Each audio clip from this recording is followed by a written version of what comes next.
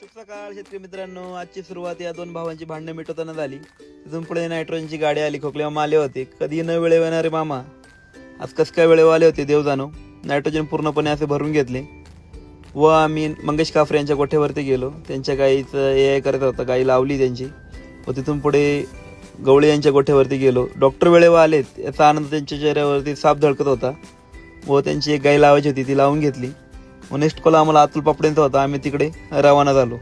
अतुल पापड्यांची गाय तपासायची होती. तिथे गेलो. गाई गाभण निघाल्यावरती अतुल पापड्यांचं रिॲक्शन बघा कसं स्माईल आहे चेहऱ्यावरती. व तिथून पुढे राहुल खंडागळे यांच्या गोठ्यावरती गेलो. हा त्यांचा राजा नवीनच ॲडमिशन झाले आता गोठ्यामध्ये. ते राहुल शेठ दूध काढतात. राहुल शेठकडे 4-5 गाई आहेत पण टॉपच्या गाई आहेत व त्यांच्याकडे ABS हॅमर आणि ABS ब्रूट या 2 जातीवंत कालवडी आहेत. चला भेटूया पुढच्या नेक्स्ट ब्लॉगमध्ये.